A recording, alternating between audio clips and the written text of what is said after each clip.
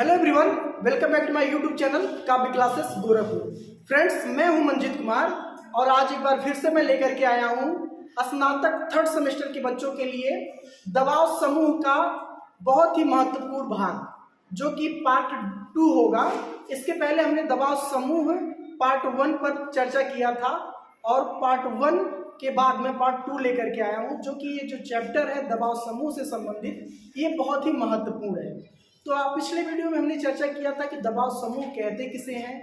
तो हमने बताया था कि दबाव समूह ऐसे संगठन होते हैं जो कि अपने हितों की पूर्ति के लिए संगठित होते हैं और वह एक अदृश्य साम्राज्य की तरह होते हैं, जो कि अपने संगठन के आधार पर वो सरकार पर दबाव बना करके अपना काम करवाते हैं। कुछ दिनों पहले हमने देखा था किसान यूनियन के बारे में। आपको पता होगा, बहुत ही महत्वपूर्ण घटना भारत के इतिहास में रही। सालों साल किसान यूनियन के लोगों ने धरना दिया एमएसपी पर, जो कि मौजूदा सरकार को एमएसपी पर बैकफुट आना पड़ा था दबाव समूह के आगे। तो हम जान पाते हैं कि दबाव समूह अपने आप में कितना महत्वपूर्ण संगठन है, जो कि अपने हितों की पूर्ति के लिए सरकार पर दबाव बना करके अपने हितों की पूर्ति करवा लेते हैं। हालांकि दबाव जो समूह होते हैं, दबाव जो संगठन होते हैं, वो कई प्रकार के हो सकते हैं। तो पिछले वीडियो में हमने ये भी पढ़ा था कि दबाव संगठन कितने प्रकार के होते हैं। इस पे बहुत सारे मतभेद हैं। कुछ विचारक दबाव संगठन को 4 भागों में बताते हैं, कुछ विचारक दबाव समूह को 6 भागों में वर्गीकृत करके बताते हैं। तो पिछले वीडियो में हमने एक विचारक के बारे में पढ़ा था जिनका नाम था पीटर मर्कल। उन्होंने दबाव समूह के 6 भागों को बताया था कि दबाव समूह में ये 6 भाग आते हैं। उनको भी हमने पढ़ा। कौन कितना बताता है हमसे इससे मतलब नहीं है, हमें सभी विचारकों की बातों को लेकर के चलना है, क्योंकि कंपटीशन में यही पूछा जाता है कि किस विचारक ने किस चीज़ों के बारे में बताया है, किस चीज़ों का वर्गीकरण कितने भागों में किया है। तो हमको सबको लेकर के पढ़ना है। तो आज हम पढ़ेंगे कि दबाव समूह के बारे में ही जो विचारक हैं आमंड, जिनका नाम है, वह दबाव समूह को अपनी विचार के अनुसार, अपनी विचारधारा के अनुसार आमंड दबाव समूह को कितने भागों में वर्गीकृत करते हैं। तो आज हम यही जानेंगे। तो मित्रों, बहुत आसान सा चैप्टर है लेकिन बहुत ही महत्वपूर्ण चैप्टर है। तो वीडियो के अंत तक बने रहिएगा। वीडियो अच्छा लगे तो चैनल को सब्सक्राइब, लाइक और शेयर जरूर करिएगा। तो आइए आज की चर्चा हम स्टार्ट करते हैं। यहाँ देखिए, दबाव समूह को आमंड ने 4 भागों में वर्गीकृत किया है। पहला भाग क्या है? संस्थागत दबाव समूह। दूसरा भाग क्या है? समुदायात्मक दबाव समूह। तीसरे भाग में वर्गीकृत करते हैं गैर समुदायात्मक दबाव समूह। और जो चौथा वर्गीकरण किया है दबाव समूह का, इसमें अप्रतिमानी दबाव समूह। तो हम ये जानेंगे कि इन चारों दबाव समूह को किन किन कैटेगरी के लोगों को आमंड उसमें रखते हैं और बताते हैं कि इस कैटेगरी में ये लोग शामिल होते हैं। तो हम यहीं से स्टार्ट करते हैं, पहले ही दबाव समूह के बारे में, जो संस्थागत दबाव समूह है।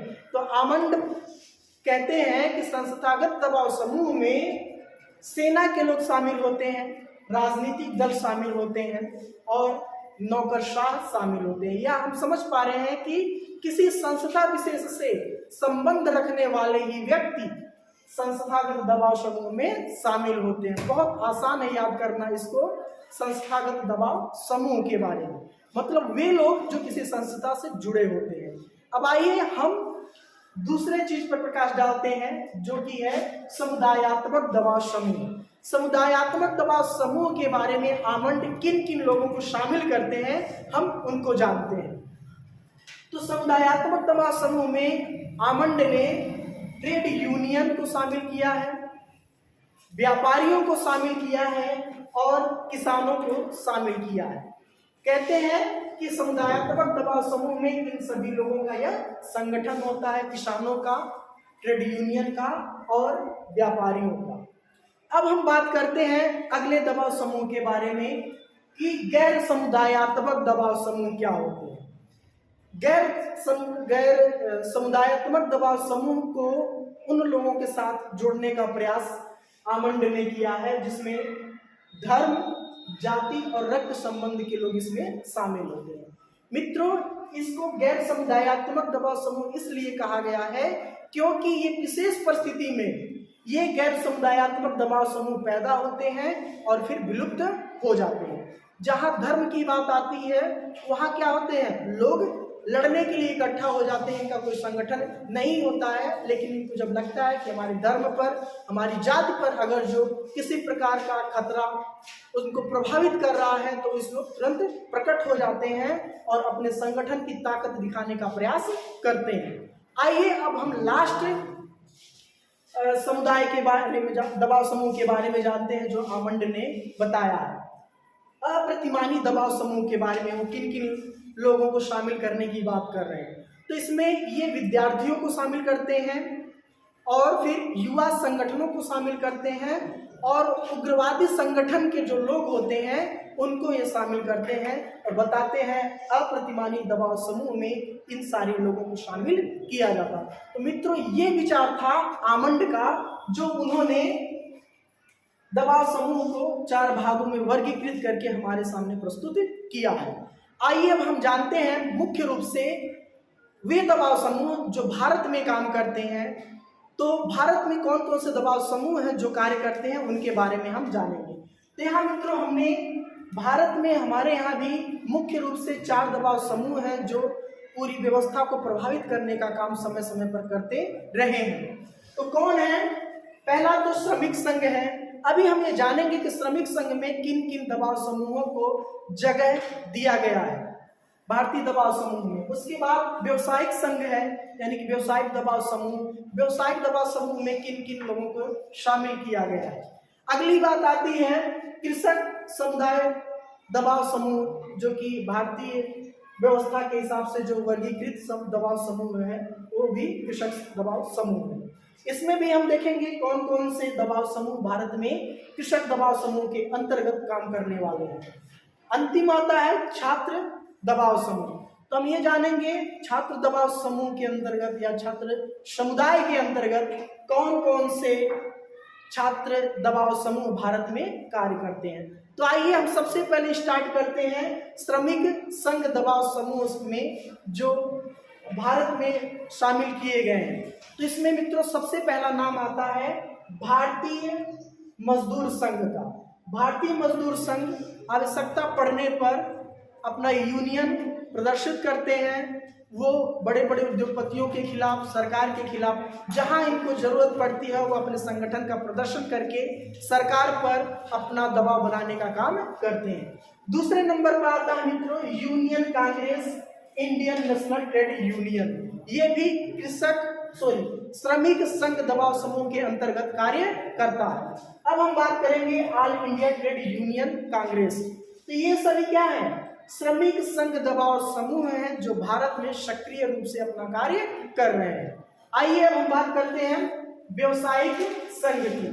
तो मित्रों ये व्यवसायिक संघ नाम से ही पता चल रहा है कि वे संघ जो पूंजीपतियों का होता है।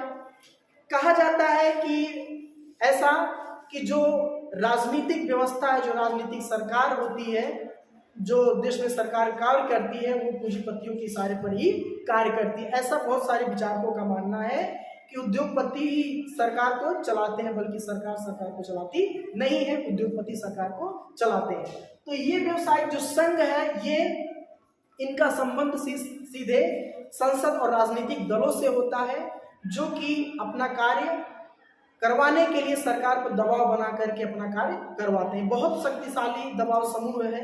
इनके पास पैसे की ताकत होती है, पैसे की ताकत के बदौलत ये अपना सारा कार्य करवाते हैं। जिसमें कुछ महत्वपूर्ण संघ का नाम हमने यहाँ पर आपके सामने लिख रखा है, जिसमें federation of chamber of commerce and industrial associate chamber of commerce, ये हो जाएगा। ऑल इंडिया मैन्युफैक्चरर्स ऑर्गेनाइजेशंस, मतलब ये दबाव समूह जो हैं बहुत ही बड़े व्यवसायिक दबाव समूह हैं और इनका पत्र पत्रिकाओं पर बहुत बड़ा प्रभाव होता है। जितने भी समाचार पत्र होते हैं, यूं कह ले प्रेस पर इनका नियंत्रण होता है। अब मैंने कुछ पत्रिकाओं के नाम लिख रखा है यहाँ पर जो प्रकाशित होते हैं, जो सरकार की आवाज़ जनता तक पहुँचाने का काम करते हैं। India of times, India of Times के जो डायरेक्टर हैं वो हैं डालमिया जैन। आपने नाम सुना होगा, Dalmia Jain India of Times के डायरेक्टर हैं। दूसरा हमने पत्रिका का नाम लिख रखा है टाइम्स, हिंदुस्तान टाइम्स। अगला है इंडियन एक्सप्रेस। ये सभी क्या है, व्यवसायिक संघ के अंतर्गत आते हैं। तो अब हम मित्रों बात करते हैं कृषक समुदाय के बारे में, जो कि भारत में बहुत ज्यादा सक्रिय है। अगर जो हम बात करें तो 19वीं सदी में बहुत सारे कृषक आंदोलन भारत में हुए। महाराष्ट्र में हुआ, बंगाल में हुआ, पंजाब में हुआ, बहुत सारे आंदोलन हुए। लेकिन एक बात आप और समझे होंगे कि महात्मा गांधी ने चंपारण आंदोलन भी किसानों के लिए 1917 में किया था। फिर उन्होंने जो आंदोलन 1918 में अहमदाबाद किया था वो भी इसी से संबंधित था, मजदूरों के लिए किया था। तो ये सारे क्या है, जो गुजरात में एक सक्रिय कृषक समुदाय है जिसको हम क्या कहते हैं, भारतीय किसान संघ के नाम से जानते हैं। अगर जो उत्तर प्रदेश की बात करें तो एक बहुत बड़ा यूनियन उत्तर प्रदेश में बहुत ज्यादा सक्रिय है, जिसको हम भारतीय किसान यूनियन के नाम से जानते हैं। भारतीय किसान यूनियन को बहुत चमत्कारी सफलता महेंद्र सिंह टिकैत के नेतृत्व में मिली थी। बहुत ज्यादा उत्तर प्रदेश में यह सक्रिय है, या यूं कह ले पश्चिमी उत्तर प्रदेश में, हरियाणा में भी ये बहुत ज्यादा सक्रिय दबाव समूह है जो कृषक समुदाय के अंतर्गत आता है। सरकार को प्रभावित करने का काम क्या करते हैं, दबाव समूह करते हैं। अब हम बात करेंगे छात्र दबाव समूह के बारे में, जो कि बहुत ज्यादा सक्रिय है। ये अखिल भारतीय विद्या परिषद ABVP जिसको हम शॉर्टकट में कह सकते हैं। हालांकि ये जो संगठन है भाजपा पार्टी को बहुत ज्यादा सपोर्ट करता है। दूसरा स्टूडेंट्स फेडरेशन, ये भी क्या है, एक छात्र संगठन है, स्टूडेंट फेडरेशन। ये साम्यवादी दल को बहुत ज्यादा सपोर्ट करता है। और अगले की हम बात करें national union of student organisations, ये जो दल है, ये जो संगठन है, ये कांग्रेस पार्टी को बहुत ज्यादा समर्थन देने वाला दल है। तो मित्रों यहाँ पर कुछ और भी हमने दबाव समूहों के बारे में लिख रखा है, जो कि सांप्रदायिक संगठनों का एक संगठन है, जिसमें जानते हैं हिंदू महासभा, ब्राह्मण महासभा, कश्यप महासभा, भारतीय ईसाई अखिल भारतीय संघ, ये सब क्या है, सांप्रदायिक संघ हैं जो अपने संप्रदाय के हितों की रक्षा के लिए दबाव समूह बन करके भारतीय राजनीति को प्रभावित करने का काम करते हैं, सरकार को प्रभावित करने का कार्य करते हैं। मित्रों आशा करता हूँ कि वीडियो आपको बहुत अच्छे से समझ में आया होगा। वीडियो अच्छा लगा हो तो एक बार फिर वंस अगेन मैं कहना चाहूँगा कि चैनल को सब्सक्राइब करिए तथा अपने मित्रों से भी शेयर करिए। मिलते हैं अगले वीडियो में, तब तक के लिए जय।